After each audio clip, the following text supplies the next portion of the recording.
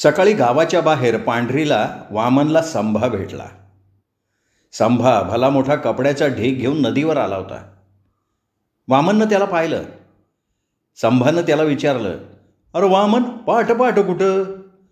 अरे सोनबा पाटलाचं खौर होतं, झालं निघालो आता घराकडं, असं सांगत वामन म्हणाला, अरे संभादा, ते वसंतरावाचा पुतण्या आहे ना, आत्ता नदीवर भेटला, मला म्हणलं 4 म्हशी बादरून दे.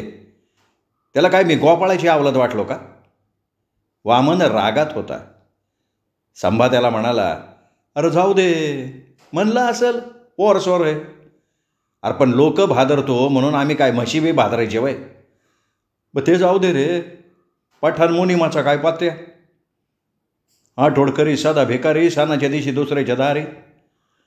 अरे वामनदा, मला कालच कळलं, पठाण मुनिमानं दुसरं काम धरलंय म्हण, सुरकनवाडीला दुसरीच साईड धरली, मोठा गुत्तेदार आहे म्हण. मग काय त्याची मजा आहे की? अरे माझ्या लय मजा आहे, कळलं मला. काय कळलं तुला? अरे पठाण मुनिमानं एक बाई ठेवली म्हण, गावातलीच होय, सुरकुनवाडीची, कामाला होती, तिचं जमलं पठाणाशी सूत. संभा भावळ्या उडवत लगेच आपल्या शैलीत म्हणाला, आठवडकरी सदा भिकारी, सणाच्या दिवशी दुसऱ्याच्या दारी. वामन संभाच्या या डायलॉगला खूप हसला. संभानं वामनला पुढं सांग म्हणून खुणवलं. वामन सांगत होता, पठाणाचं आणि तिचं सूत जमलं. बाई काळ इशार, उगे ना केले, 9 वारी काष्टा घालती, कामा होती. पठाणनं काय बराबर गळ घातला, काम बंद करून आता गावात उजगाट ठेवली म्हण. मग हिला वा म्हणता, याला कशा भेटतेत रे? अरे पैसा आहे ना त्याच्याकडं, मग काय, या बाया पैसा आहे तवरुक, मग काय करणार त्यो? मास आहे तवरक वास आहे, छम छम बाई आहे, काळी सावळी. पठाणानं माझ्या मारली, बस कसून काष्टा लुगडं घालती, नाकात कोल्हापुरी नथ आहे, मोठं गोल कुकू लावती, पायात रुंद चैन आणि दंडात चांदीचे दंडकडे, अशी भरदस्त भरलेली रूप आहे बाईचं. उजपुरी आहे म्हण. पण आठवडकरी साधा भिकारी, तुला सगळं माहितीच आहे. अरे आम्ही वारीक आहे, आमच्याजवळ सगळ्या खबरी येतात आपोआप. तुला एक किस्सा सांगू का पठाणाचा? संभा अजून जवळ आला, हातातलं कपड्याचं गाठोडं टेकवलं आणि कान देऊन ऐकायला लागला. वामन मोठ्या चवीनं सांगत होता, पठाण मुनिमानं बाई ठेवली, तो तिच्या घरी उजगाड जातो येतो, तिचं सगळं तोच करतो. एकदा काय झालं म्हण, मुनीम तिला अरबी शिकवत होता. मुसलमानात दुसऱ्या जातीची बाई ठेवली किंवा लगीन केलं तर तिला कलमा पडून मुसलमान करतात. तसा पठाण मुनीम तिला इस्लामचे धडे देत होता. तो तिला म्हणायचा, जवळ बसून शिकवायचा, मुसलमानी भाषेत शिकवत होता. म्हणायचा, मन बिस्मिल्ला मन, ती फक्त ऐकायची. तो तिला पुन्हा म्हणायचा, बिस्मिल्ला मन ना, ती फक्त ऐकायची, तिला जमायचंच नाही. एकदा त्याने तिला हाताला धरून बिस्मिल्ला म्हणण्याचा आग्रह केला. तिला लय राग आला. रागात वसकाळून म्हणली, बिसकमिल्ला मंदलजी की, असं म्हणली आणि आत उठून गेली. त्यानं लय सांगितलं, पण तिला त्याची भाषा काय आली नाही. संभा पोट धरून हसायला लागला. बिसकमिल्लाचं संभादाला खूप हसू आलं. हसत हसत संभा म्हणला, त्यो पठाण लय डांबीस माणूस आहे, रगेल माणूस आहे, रगेल माणूस. असं म्हणत त्याने गाठोडं उचललं. हसत हसत निघाला नदीवर चालत चालत. संभाच्या डायलॉगला वामनही हसत हसत तिथनं निघाला. पहाटे पहाटे कोवळं ऊन मन प्रसन्न करत होतं. यशवंत बाहेर वाट्यावर हजामती करायला लागला. आलेली हजामतीची माणसं बोलायला उद्धट, तशीच वागायलाही. बाहेर हजामतीला टाईम असल्यावर बोलत बोलत घरात घुसत, अंगणात स्वयंपाक करत बसलेल्या शेवंताशी जाऊन बोलत बसत, भाभी आसन भाभी तसं अशा मोठमोठ्या थापा मारत.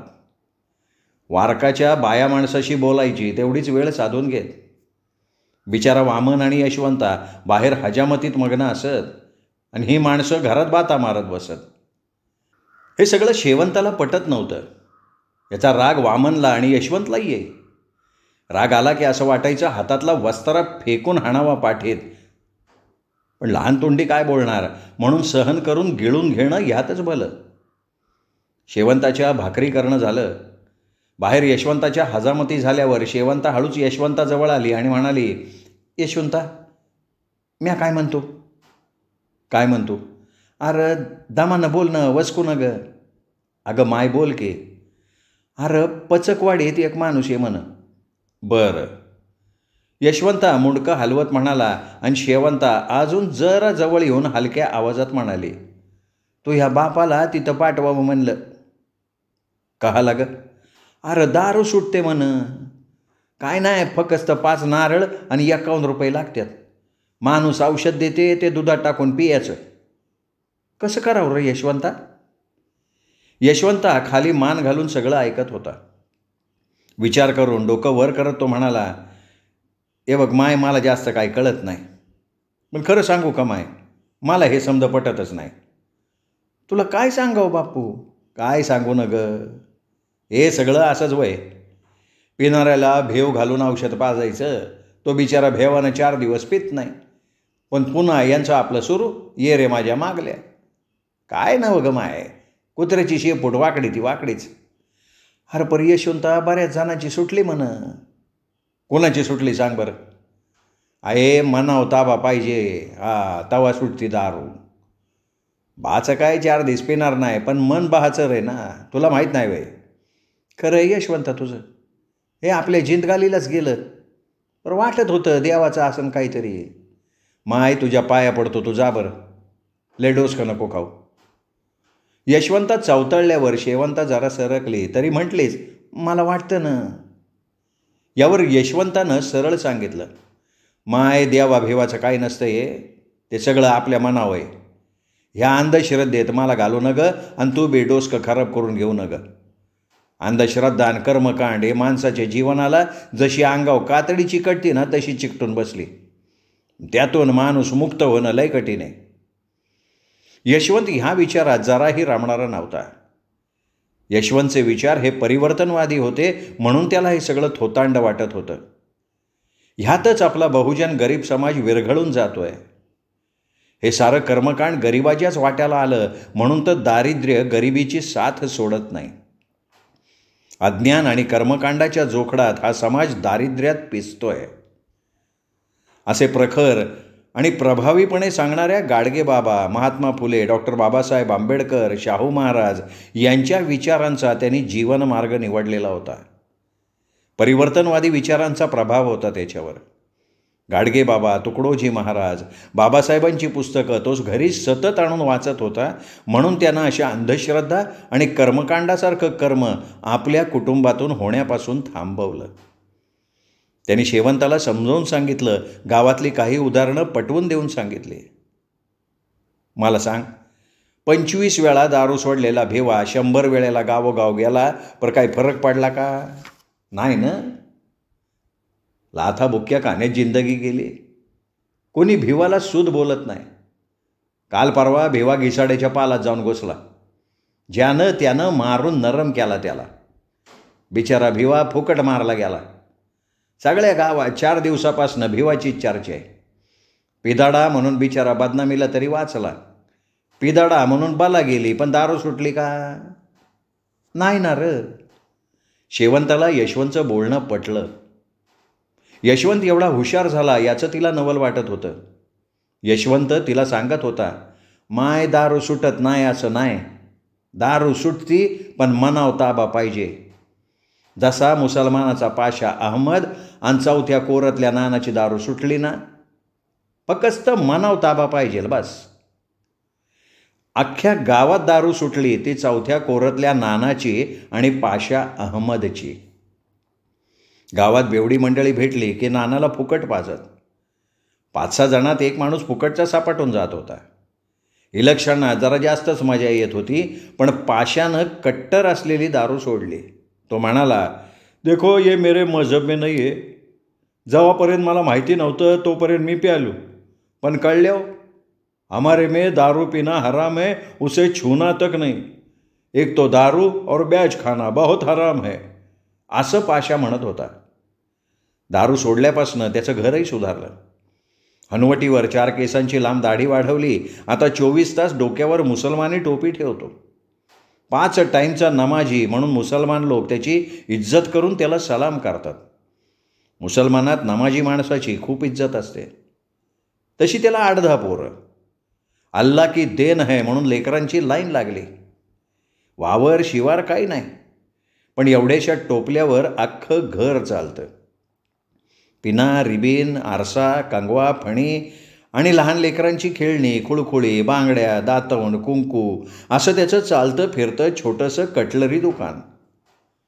एका विणलेल्या काड्याच्या टोपल्यावर त्याने एवढा घरचा पसारा आपल्या डोक्यावरनं चालवला. लेकरं जगवली, 2-3 पोरींची लग्नही केली. पण त्याच्या त्या एवढ्याशा टोपल्याचं गुपित कोणालाच उमजलं नाही की त्याचा कोणाला अंदाजही लागला नाही. नफ्या तोट्याच्या हिशेबात लोकांचे केस पांढरे झाले, पण पत्ता लागला नाही. माणूस जातीनं मुसलमान, पण गावासोबत आजूबाजूच्या खेड्यात, बाराटीत फेमस. सगळ्याला धरून, सगळ्यांची हसून खेळून मजाकी. मराठ्याची माणसं पाशाला तोंड भरून बोलतात. त्यांनी कधी महजबसाठी धिंगाणा घातला नाही की हिंदू मुसलमानाला वेगळं समजलं नाही. त्याच्या टोपल्यावर घर चालत होतं, पण त्याला दारूचा नाद लागला म्हणून त्याची बायको फातेमा बी गोधडं शिवून संसाराला चटणी मिठाचा आधार करायला लागली. मराठी बोलत तो जणू मराठ्याच्या मनात बसला. मराठी बोलायला मात्र भलता तरबेज. घरात फातेमान लेकराला तेवढं हिंदी फेकतो. गावात बी त्याला कधी मुसलमान म्हणून वेगळं पाहिलं नाही. पाशानं कधी मस्जिदीचा हट्ट धरला नाही की त्याला कवा मंदिराचा बाट झाला नाही. त्याच्यानं कधी मंदिर अपवित्र झालं नाही. आता कुठं मुसलमानांची 4 घरं वाढली म्हणून सरपंचानं मस्जिदीला जागा दिली. तिथं पाशानं चंदा करून विटा रचल्या, मस्जिद बनवली. तो जसा अजानसाठी मस्जिदीत जातो तसा मंदिरात सुद्धा येतो. मंदिराच्या भजनातला मृदंग त्याच्यासारखा कुणीच वाजवत नाही. आठवड्याचं भजन त्याच्याशिवाय पूर्ण होत नाही. त्याच्या अशा मनमिळावू स्वभावानं त्याला बाया माणसं तोंड भरून बोलत, "ए पाशादा, चुडी आणा की," त्याला सांगत असत. त्याला भाजीपाला केव्हाच विकत घ्यायचं काम पडलं नाही. कुणाच्या बी वावरानं भाजीपाला मिळत होता. खेड्यापाड्यातून तर त्याला डाळी दुळी मिळत. बाई, मावशी, माय म्हणून त्यांनी सगळं गाव आपलंसं केलं. आता पोरंसोरं बाहेर शहरात जाऊन बिघडली, पण त्याचा कुर्ता पायजमा तेही घोट्या पस्तोर, ती खोचायची स्टाईल आजसुद्धा तशीच आहे. घरदार साधं मातीचं. लेकरा बाळांचं घर आणि कोंबड्या घरानं फिरत. रमजानचा महिना त्याच्यासाठी खूप पवित्र. तो 5 टाईम नमाज पढायचा. तेवढा महिना मात्र दारूला हात बी लावत नव्हता, पण आता तर दारू सोडून नामा निराळा झाला. दिवाळीला फराळाला जाई तर रमजान ईदला घरी शिरखुर्मा बनवायचा. पळापळीच्या गोष्टी तो तोंडपाठ सांगतो. निजामाच्या राज्यात हिंदू मुसलमान कापाकापी झाली. रजाकार आणि हिंदूतल्या कापाकापीत हिंदूंना मुसलमान कापला, पण दया मायापोटी मराठी माणसानं मुसलमानाला जवळ धरलं म्हणून, नाही तर मुसलमान बियांना भेटला नसता, असे पळापळीचे किस्से पाशा सांगतो. पळापळीत आम्ही लहान होतो. आम्हाला त्यावेळेला भुजंगराव पाटलानं घरातल्या ज्वारीच्या कणगीत लपवलं असं सांगून तो भुजंगरावांचे उपकारही मान्य करतो. तो कधी गावाच्या खिलाफ बोलला नाही. गावाच्या सप्त्यात भंडाऱ्यात अखेर पोस्तोर पाठीमागं हात बांधून पंक्तीनं फिरत असे. लेकरं त्याला घाबरत उष्ट टाकण्याची लेकरांची हिंमतच होत नसे. त्याचाच भाऊ दादू मात्र फारच गदळ. एकदा का ईदला नवीन कपडे घातले की ते काढून फेकून द्यायच्या कामी. मधी काढून कधी धुवायचाच नाही. भाऊसाहेबाचा सालानं गडी होता. ईदच्या दिवशी मात्र कानात बोळे, घमघम वास, पण पुन्हा कोणीच जवळ बसणार नाही असं त्याचं वागणं. पाशा मराठी माणसात बसला, उठला, त्यामुळे वागण्याची कला आली त्याच्याकडे. दारूनं तेवढा वाया चालला होता, पण मजहबच्या नावाखाली वाचला. मुसलमान दारू पित नाहीत. काही जण पितात, पण चोरून चोरून. पाशानं आता दिनी तालीम घेतली. गावात तबलिकी जमाती येतात. तोही मागे 3 दिवस जमातीमध्ये गेला होता. तेव्हापासून जरा जास्त सुधारला, कट्टर नमाजी झाला. पोरासोरांना जमातीच्या आणि दिनधर्माच्या गोष्टी सांगतो आता. पाशा आणि वामनच्या घरात जास्त अंतर नव्हतं. सुरुवातीला ही घरं गावाच्या बाहेर होती, पण आता गाव वाढलं, घरं वाढली. नवी आबादीत खूप घरं झाली, म्हणून ही घरं आता गावाच्या अगदी मधोमध आली. चोहीकडून गाव भरत आला. पोचेमायजवळून पांदीनं खाली उतरलं की ती वाट नदीकडे जाते. वाटेनं सगळा फुफुरांडा. गावाला एकूण 5-7 तळी. त्या तळ्याच्यावरनं शेतांची नावं ठेवलेली. गावाला भिडून कॅनॉल. जिथं पांदण संपते तिथेच खंडोबाचं टेकडं. तिथं कोण्या काळी खंडोबाचा पार बांधून ठेवलेला, पण आता त्याची पडझड झाली होती. त्याचे चिरे लोकांनी नेऊन वावरात झाडाखाली शेंदूर लावून मसोबा करून ठेवला. त्याची पूजा सगळ्यात आधी.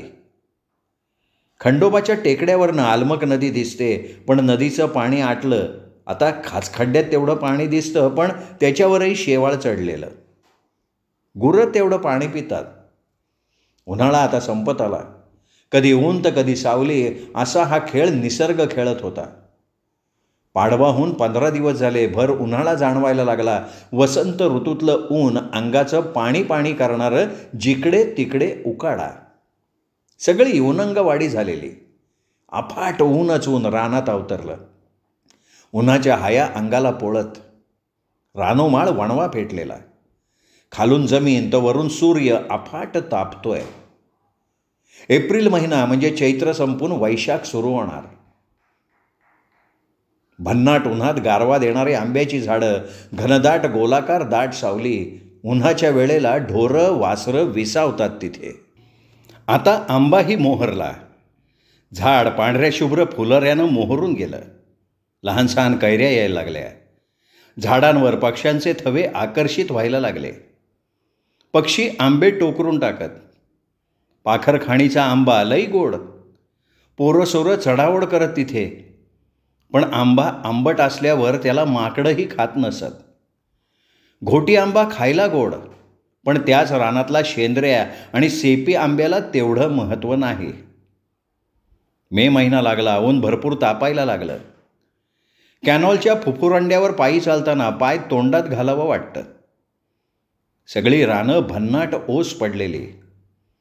रानात फक्त रान नीट करण्याची कामं तेवढी सुरू. ऊन रानात पसरलेलं. काळ्याशा रानात काशा वेचताना बायांची चुंगे दिसत आणि बैलाच्या मागं नांगर धरलेला उघडा भोत बळीराजा. काळ्याभोर उघड्या अंगावर घामाचे पाट वाहत. रानात काम सुरू आणि गावात लगीन सराईची झुंबड. गावोगाव लग्नाचाच हंगाम. गावात रोज 2-4 लग्न. रानात भनभन लागते तर गावात माणसं घरात दडलेली. दिवसही मोठा मोठा लागतो. पाण्यासाठी चिमण्यांचा मात्र गावभर चिवचिवाट. दिवस कल्ल्यावर माणसं घराबाहेर निघत. मग रात्री 10-12 वाजेपर्यंत ओट्यावर गप्पा सुरू. त्यात निवडणूक असल्यावर मग काय. एकापेक्षा एक शहाणे आपले अंदाज आजमावत आणि आपल्या मनाला वाटेल तसं बोलून मन मानी अंदाज लावत. मनाला वाटेल तसे तर्कवितर्क काढत. अशा ओट्यावरच्या गोष्टींना उन्हाळ्यात फार उधाण येतं. याच उन्हाळ्यात गणा पाटलाच्या नातीचं लग्न ठरलं. गणा पाटील वामनची आसामी. पाटलानं वामनला येऊन सांगितलं, बाबे माझ्या नातीचं लगीन आहे बरं. बरं पाटील, असं म्हणून वामन लक्षपूर्वक ऐकायला लागला. आमंत्रण सांगावं लागतंय बरं. आयतवारी एकरी गाव आहे. पाटील, अहो सगळा गाव पायाखाली घालावं लागते. आता होईना झालंय. कसंही कर बा, पर एवढं लगीन पार पाड, आखरीचं आहे. नाही हो नाही हो म्हणत वामन तयार झाला. परंपरेनं चालत आलेली आसामीचं आमंत्रण सांगायची पद्धत वामनला टाळता आली नाही. आज आयतवार. गावात गणापाटलाच्या नातीचं लगन जोरात होतं. गणा पाटील माणूस जुन्यातला 4 माणसात बसला उठलेला. आमदार खासदारापर्यंत ओळखे. लग्नाची वेळ 10:45ची. वामन घरोघर फिरू लागला. पहाटे घरोघरी जाऊन सांगणं आणि भर उन्हात दुपारी घरोघरी जाऊन जेवायला बोलवणं हे वारकाचं काम परंपरेनं मागं लागलेलं. लगन 10:45चं, पण वाजले 12:30. तम ऊन झालं. वराड भुकेजून गेलं. मुठभर मुरमुऱ्याचं तवाच पाणी झालं. घरमालकाची तळमळ सुरू, पण आलेलं वऱ्हाड बाहचर. पोट्ट्या सोट्ट्याचा कारभार. पिऊन झुई. नवरदेवाचे दोस्त.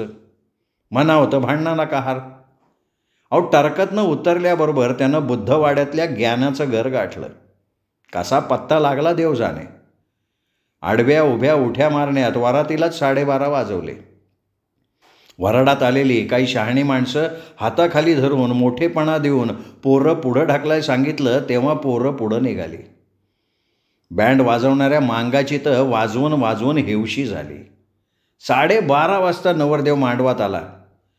2-4 जणांनी मांगाशी तू मी करून तू पुन्हा भेट रे अशी तंबीसुद्धा धरली. हे ताल धरून नाही वाजवत, ताल बदलत बी नाही. मग नाचणाऱ्याचा पारा सारखायचा.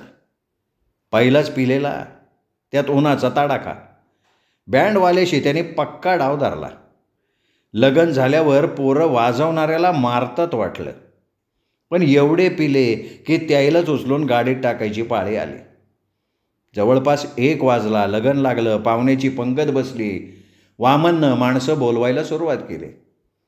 गावातली माणसं जेवली तेव्हा बुद्धवाड्यातली पंगत बसली.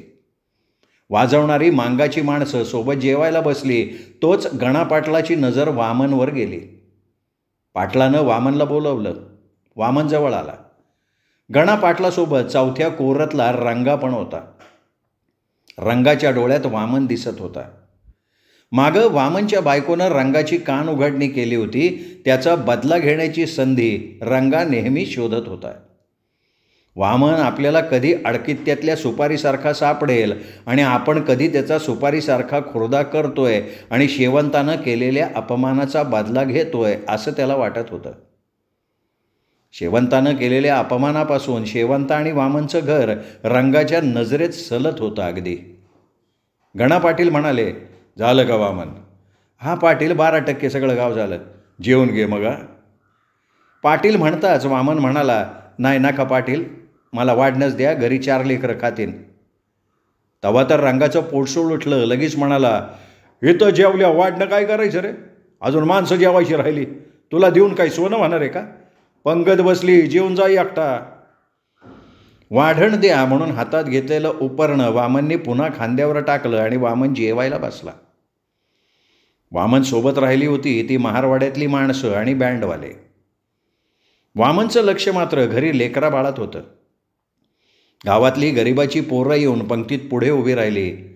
जरासा डोळा चुकवून पंक्तीत जागा धरून बसली. पण त्यांना रंगा लगेच यायचा आणि चला उठा म्हणून उठवायचा. सगळं जणू त्याच्याच नियमानं चालत होतं. म्हणतात ना, राजाच्या घरी अशी गत. रंगाच्या भावकीतलं लग्न. 100 वेळा पोरांनी पंगत धरली आणि त्यांनी उठवली. जेव्हा कुठं एखादा दाता आला, लेकरांचा केविलवाणा चेहरा बघून मांडवात बळ आडवी तिडवी पंगत धरून फाटक्या तुटक्या पत्रावळीवर 4 घास खावं आवडीनं का पोरी वरणाचा तांब्या घेऊन आल्या. तांब्या पुढं करत त्याचा रागवलेला चेहरा बघून केविलवाणी म्हणत, मामा वरण द्या. बघून धुवून देतो, चल जा नाही तर थोबाड फोडीन म्हणून वसकळल्यावर ते निघून जात. नको ते असलं बालपण आणि नको असली गरिबी. खरं तर गरिबीत जन्माला येणं हे एक पापच आहे. एकीकडे तुपात हात धुणारी संपन्नता आणि एकीकडे पोटासाठी भीक मागायला लावणारी विषमता अगदी काळजाला भिडते. समानता मानणाऱ्या माणसांच्या लोकशाही संपन्न देशात हे असं का व्हावं? आणि असं जर होत असेल तर त्याचा प्रतिकार का करू नये? जातीवादावर आणि गरीब श्रीमंतीवर चालणारी विषमता गरिबानं का मान्य करावी, असे अनेक प्रश्न निर्माण होतात. उरलेलं अन्न ढोरापुढं ठेवणारी माणसं जिवंत माणसाला द्यायला मागे पुढे बघतात. ही कुठली आली आहे संस्कृती? कुठली आली आहे रीत? आमंत्रण सांगितल्यावर वारकाला मालकानं हक्कानं वाढणं मिळायचं, तो त्याचा हक्क होता. लेकरं घरी वाट बघत असतील असं वामनला 12% वाटत होतं. वामनचं जेवण झाल्यावर गणापाटलानं वामनला स्वयंपाकघरात नेऊन वाढणं दिलं. वामन वाढणाचं गाठोडं खांद्यावर घेऊन मोठ्या आनंदात घरी आला. घरी आल्यावर लेकरं बाळं त्याच्यावर तुटून पडली. वामन आणि शेवंता खुश होती. हीच तर त्याची कमाई. वामननं रात्री शेवंताबरोबर गोष्ट काढली. म्हणाला, शेवंते, रंगानं जरा तू बोलणं जास्तच मानावं घेतलं वाटतं. कसं काय? काय रंगा काय म्हणला काय? काय नाही, मधी मधी करत होता. गाणा पाटलाच्या इथं वाढणं देताना पुढं पुढं करायला लागला. सवयच आहे करायची. त्यानं कोणाचं भलं केलं आहे? पण चालते ना त्याचं. गरिबाचं काय किती खरं असलं तरी जमत नाही. शेवटी गावत्याचं आपलं काय, गरिबाला लाज लज्जा नसती. शेवंतानं रंगाला केलेला प्रतिकार हा डाव धरून रंगा, वामन आणि शेवंता कधी आपल्या तावडीत येतील आणि शेवंतानं तिच्या घरी केलेला आपला अपमानाचा बदला आपण कसं घेऊ, असं रंगाच्या मनात भगवण्यात तांदूळ शिजावेत तसं शिजत होतं. वामन आणि शेवंताच्या बाबतीत रंगाच्या मनात धगधगत होतं. त्याचा वचपा घेतल्याशिवाय तो शांत होणार नव्हता. शेवंताला आपण काही चूक केली आहे असं अजिबात वाटत नव्हतं, कारण गरिबीचा, दारिद्र्याचा फायदा घेऊन त्यांच्या इज्जतीशी खेळणाऱ्या नागाचं डोकं ठेचावंच लागतं आणि आपण तेच केलं आणि म्हणून आपण केलं ते योग्य केलं. गरिबालाही मान असतो, इज्जत असते हे दाखवून दिल्याचा स्वाभिमान तिला वाटत होता. आपण केलं ते बरोबरच आहे असं तिच्या स्वाभिमानी मनाला वाटत होतं. तिच्या चेहऱ्यावर आपण प्रतिकार करून वाईट केलं याचं दुःख नव्हतं. पण वामनला मात्र तो अधूनमधून कुठे ना कुठे आडपाय मारून अडचणीत आणत होता, म्हणून वामनला थोडं अवघड वाटत होतं. रात्र झाली. आपण केलेल्या गोष्टीचं नवऱ्याला वाईट तर वाटलं नाही ना असं शेवंताला वाटायला लागलं. तिनं वामनला पडल्या जागी त्याच्या अंगावर हात टाकून खुणावलं. वामन झोपला नव्हता, पण तो आपल्या विचारात मग्न होता. शेवंताच्या अंगावर हात आल्यामुळे तो सावध होऊन तिच्याकडे फिरला. शेवंता बोलायला लागली. तिच्या डोळ्यात पाणी आलं. वामननं तिचे डोळे पुसले आणि तिला अलगद मिठीत घेऊन तिच्या कपाळावर ओठ टेकवले. ती त्याच्या अलगद स्पर्शानं सुखावली. तिच्या मनात वसंत ऋतूच्या अनेक पालव्या फुटल्या. ती रोमहर्षित झाली आणि वामनच्या मिठीला अजून घट्ट करायला लागली. कदाचित दोघांच्या विचारांची ती सहमती असावी. दोघांच्या चाललेल्या मस्करीत ती हसली आणि मग दोघंही त्या अंधारात रममाण झाले.